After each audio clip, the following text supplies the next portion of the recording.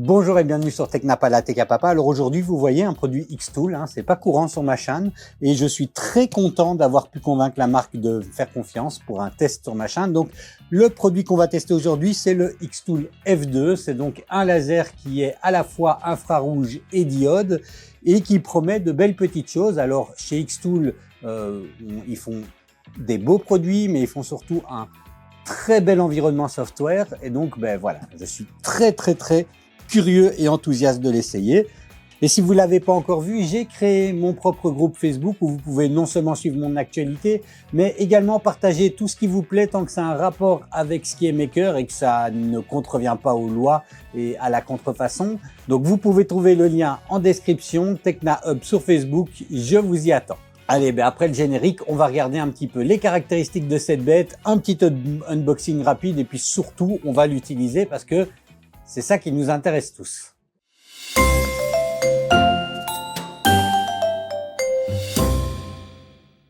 Bon alors qu'est-ce que propose Xtool avec ce F2? Donc vous voyez ici on a un design qui est plutôt iconique chez Xtool.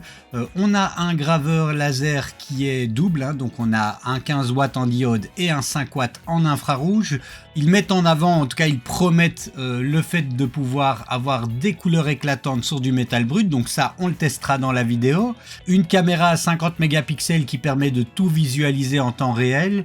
Voilà, donc ils promettent beaucoup de choses qui sont intéressantes, gravure en relief 3D, notamment sur des matériaux comme du bois par exemple, donc on essayera, on testera ça. Et son intérêt particulier, en tout cas qui parle à moi, c'est qu'il est à la fois très portable, vous verrez qu'il n'est pas très grand et donc il est facilement utilisable en déplacement par exemple, mais surtout il a un laser IR 5 watts et ça c'est pas courant. Habituellement on est plutôt sur des 1, 2 ou 3 watts et ici avec 5 watts on a plus de possibilités. Donc voilà, on va regarder tout ça dans la vidéo. Et au niveau du prix, on est sur pour le moment 1420 €, mais plutôt 1500 € à peu près. Et ils proposent des plans de paiement si c'était nécessaire. Le prix est ici pour le laser tout seul, mais vous avez des kits, par exemple le kit de luxe qui intègre l'outil rotatif, le purificateur d'air et le convoyeur. Enfin voilà, donc ça c'est vous qui voyez un petit peu les accessoires qui sont utiles pour votre besoin ou pour votre business. On va maintenant passer directement à l'atelier. Alors comme vous le voyez, la boîte n'est pas bien grande. À l'intérieur, on va retrouver un guide de démarrage rapide et un petit guide des instructions de sécurité. La machine à proprement parler, un tube pour l'extracteur d'air, un tournevis, le bloc d'alimentation, quelques matériaux tests, une petite grille pour la découpe, une espèce de honeycomb, et le cordon d'alimentation. Alors la machine en elle-même est vraiment d'une taille très réduite. Alors ça limite peut-être le travail sur le plateau, en tout cas l'espace de travail, mais par contre ça permet, et elle est même pas très lourde, ça permet d'être vraiment rapidement emporté partout. Il suffit de l'avoir et d'avoir un ordinateur portable pour pouvoir l'utiliser.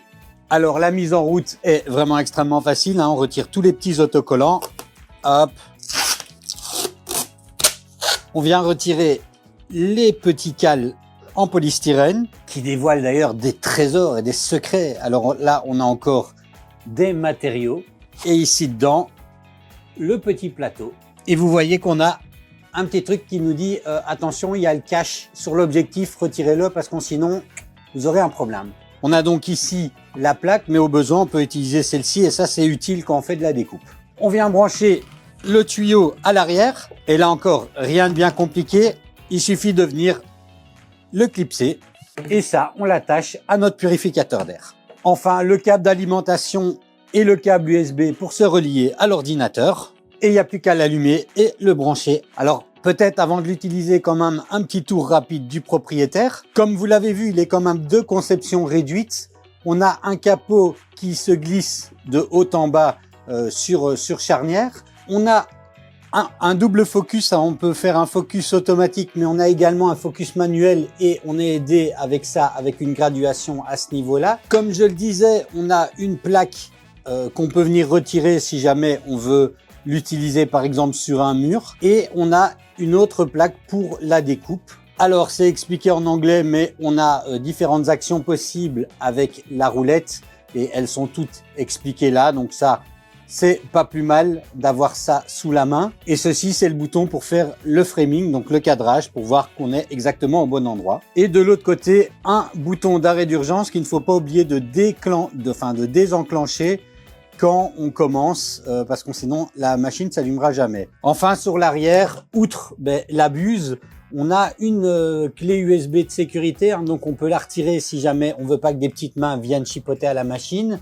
On a deux ports USB-C qui vont servir pour le purificateur d'air et pour la pédale. Et au besoin, si on a le petit écran déporté, on peut venir l'installer ici. Il n'est pas fourni avec la machine, l'écran déporté, mais c'est un accessoire qu'on peut acheter. Donc voilà pour le petit tour du propriétaire. Comme on peut le voir, une machine chez Xtool, je n'avais pas de surprise, mais la machine est quand même qualitative, hein. On est sur du matériau qui est solide, tant l'acrylique que le métal respire la solidité.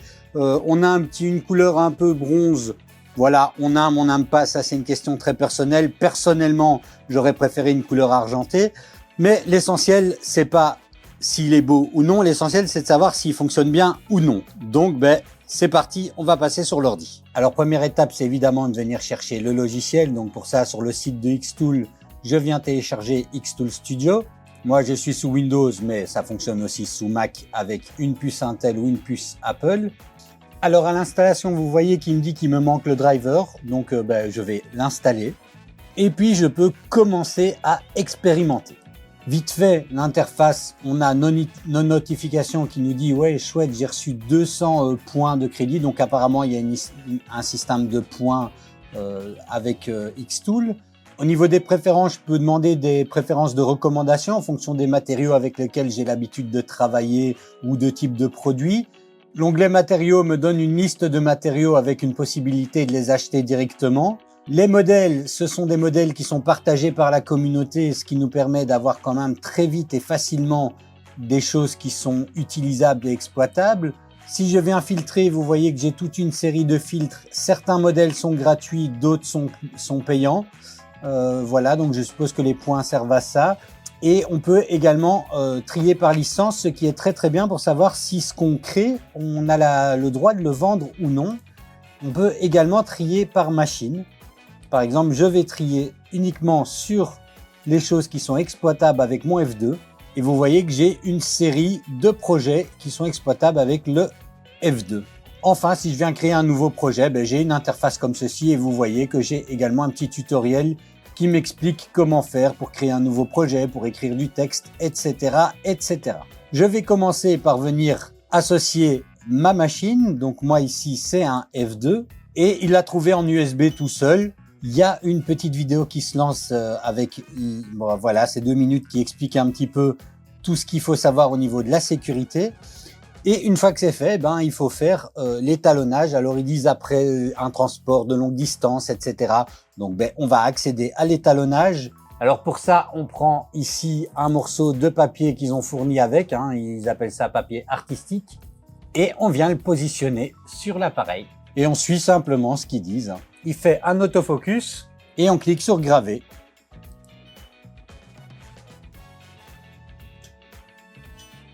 Alors là, on doit faire un petit jeu, donc on doit faire en sorte que ce qui a été gravé et une petite icône viennent se confondre parfaitement.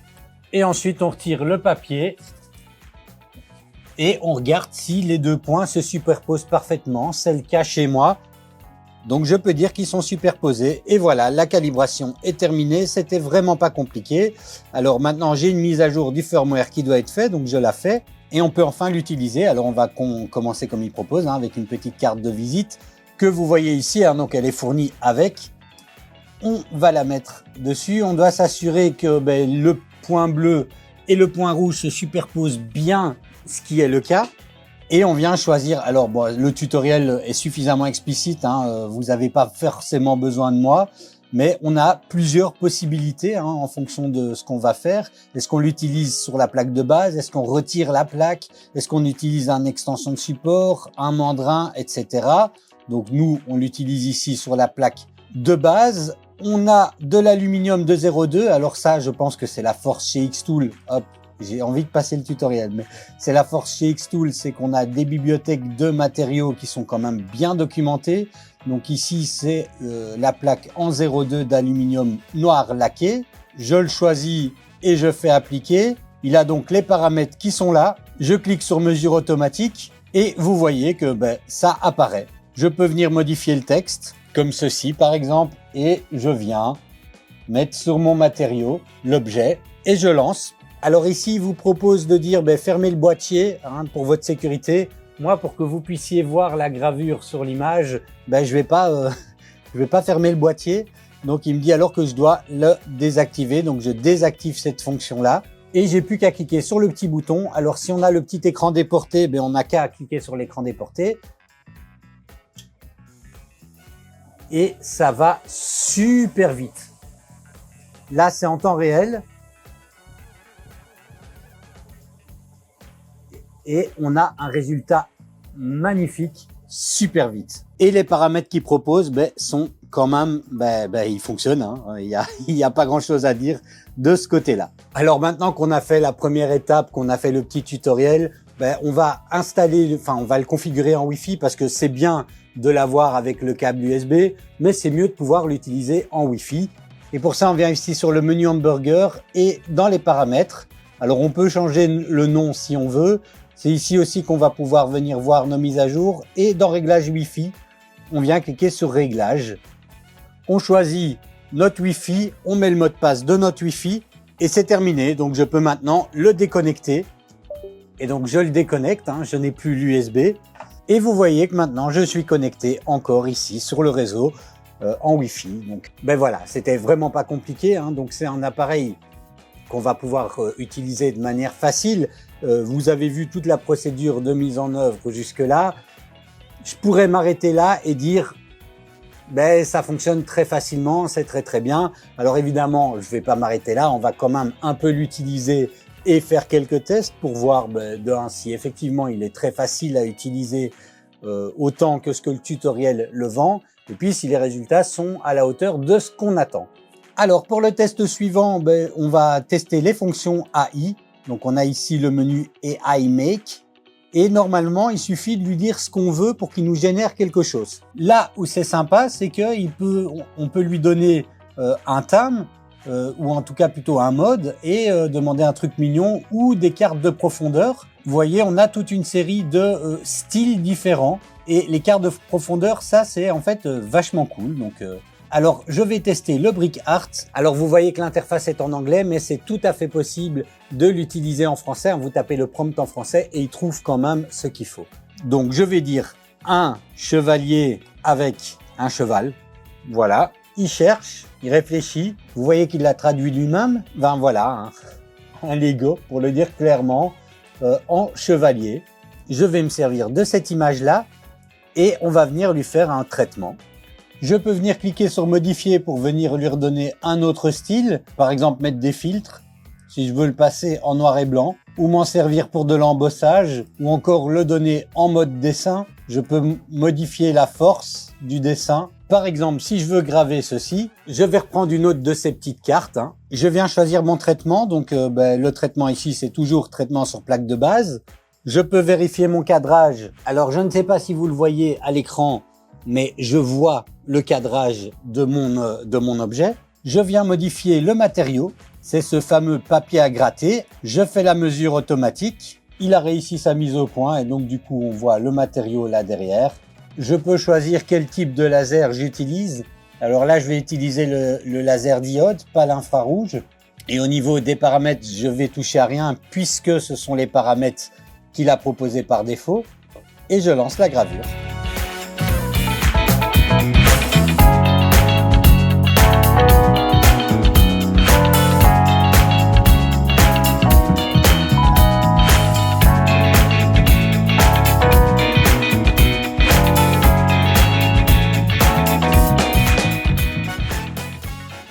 Alors, vous voyez sur l'écran ici, 2 minutes 11 pour le faire. Et voilà le résultat.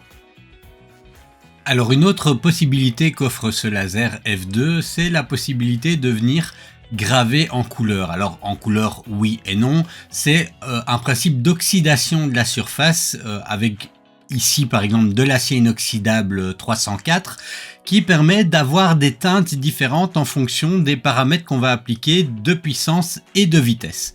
Alors la première chose à faire, c'est de venir déterminer justement avec une grille de paramètres quelles sont les différentes teintes qu'on peut avoir. Donc pour ça, le logiciel a des outils qui nous le permettent. La première chose à faire est de venir générer une forme, prendre une forme, parce qu'on peut faire une grille de paramètres avec la forme qu'on veut. Je viens prendre ici un cercle et je clique ici sur Click to Start Grid, voilà, pour démarrer une grille de paramètres. J'ai ici des paramètres que je peux mettre, donc à gauche je vais mettre la puissance, à droite je mets la vitesse. Je vais mettre entre 10 et 100% de chaque côté et ça va me permettre, enfin voilà, je détermine le nombre de paramètres que je veux sur chaque axe. Ici, je vais le faire rapidement, donc il va prendre 25 points, 5 de chaque côté, et je vais lancer la gravure. Alors, il faut savoir une chose, c'est que quand on grave avec de l'inox, avec ce laser F2, si on le fait avec le laser infrarouge, on va avoir des teintes qui sont uniformes, mais par exemple plutôt du doré et plusieurs variantes de doré, alors que si on grave avec le laser bleu, on va avoir de l'oxydation qui donnera des teintes colorées. Et voilà le résultat chez moi, donc vous voyez que j'ai fait quelques tests, mais je suis arrivé à ceci.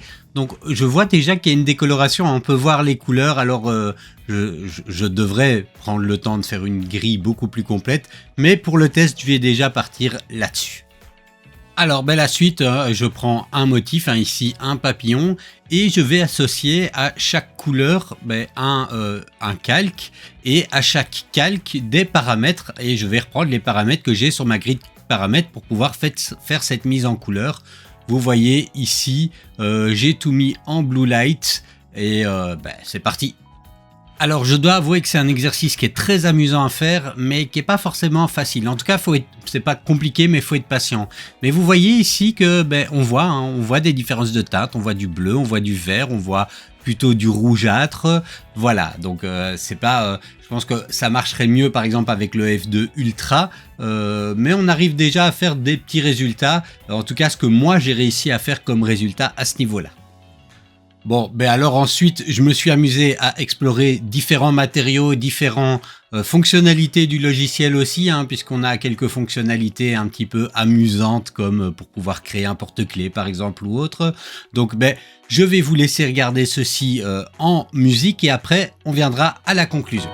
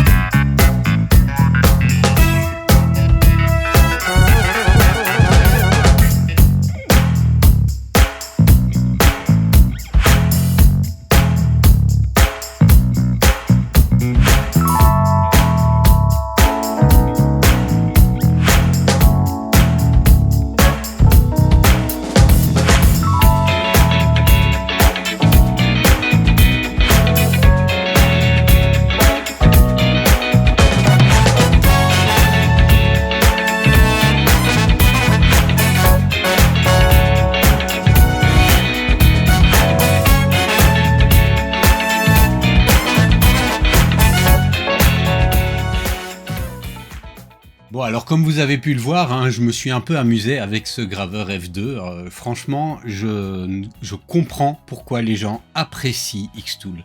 Alors, je comprends parce que on est un peu dans la même logique qu'avec les Bambu Lab pour les imprimantes 3D. On a déjà de base une excellente machine, je pense que ça on peut le dire, mais qui simplifie vraiment le workflow pour la gravure. Hein. On a un logiciel, alors il est... Voilà, moi j'ai fort l'habitude avec Lightburn, donc il y a des repères. Je me suis dit tiens là c'est un peu simplifié.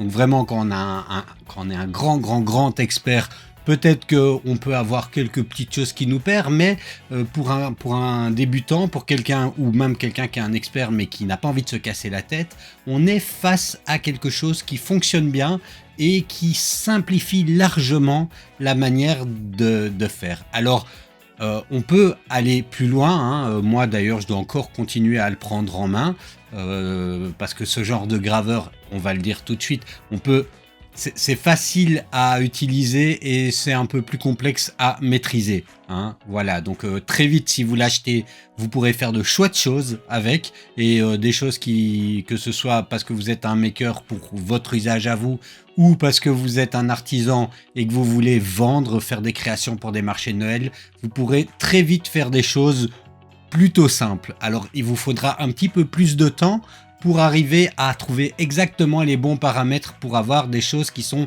vraiment nickel, mais vous y arriverez.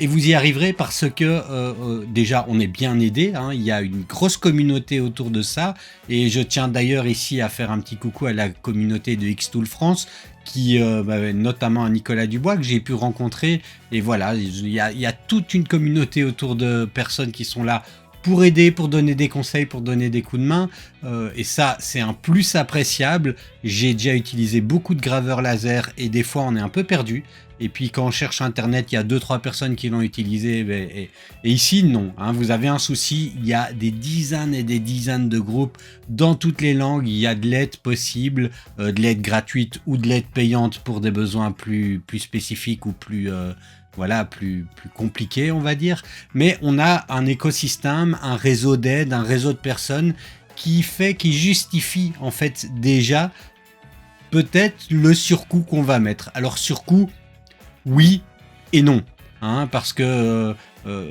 les machines comme ça, il n'y en a pas des masses, il n'y a pas des masses de marques, elles sont à peu près toutes au même prix, sauf certains produits qui sont vraiment cheap et qui sont en fait horribles à utiliser, et j'en ai utilisé des comme ça, des pseudo Xtool qui étaient à moitié prix et qui sont pénibles, mais vraiment pénibles. Ici on a une expérience et voilà, oui c'est vrai, je suis content d'enfin pouvoir utiliser un Xtool et je comprends pourquoi les gens sont contents d'utiliser Xtool. Donc voilà, alors ce F2 est, d'après ce que j'ai compris, c'est un peu l'entrée de gamme dans la gamme maintenant, hein, puisque avant on avait le F1, maintenant on a le F2. Donc c'est, je dirais, il est efficace pour la personnalisation, le prototypage léger et les petites productions, et parce que son duo, hein, diode IR, est bien exploité, et l'infrarouge ici 5 watts offre quand même un plus par rapport aux infrarouges 2 watts qu'on a habituellement sur ce type de machine. On garde toutefois en tête qu'il a une surface qui est quand même un peu limitée, hein, il a une surface réduite, et c'est en fait la force de sa faiblesse ou la faiblesse de sa force, c'est qu'il est très léger, il est très petit, il prend pas beaucoup de place, on peut facilement l'utiliser, le prendre par exemple sur un marché de Noël ou le déplacer pour le ranger. Voilà, des fois avec les gros lasers, c'est un peu ennuyant, hein, de trouver de la place. Ici, on a quelque chose et c'est un bon compromis. Donc voilà, je dirais que c'est un outil polyvalent et agréable à utiliser, avec un prix par rapport au reste de la gamme de Xtool qui est quand même un prix qui est relativement contenu et qui permet quand même de profiter de toute l'expérience d'Xtool, l'expérience du logiciel, l'expérience de l'aide. Alors vous avez vu aussi les fonctionnalités il y a dans le logiciel, voilà, c'est sympa, ça fonctionne bien, il y a un système de crédit de crédit pour ça. Voilà, va falloir faire avec, ou va falloir acheter du crédit, ça fait partie du modèle économique, c'est dommage, voilà, hein, ça c'est à vous de voir ce que vous en pensez.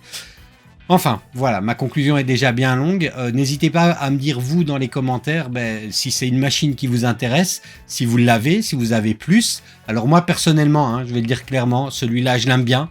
Mais moi, je veux le F2 Ultra UV. Je vois mes amis Isidon et Thomas de Poly Workshop jouer avec les cubes, les trucs en 3D dedans. J'adorerais la voir. Alors, si ça vous intéresse de voir ça sur ma chaîne, dites-le dans les commentaires. Comme ça, Xtool verra peut-être que ça intéresse des gens. Hein. Allez, allez, je vous laisse et merci d'avoir regardé. À la prochaine.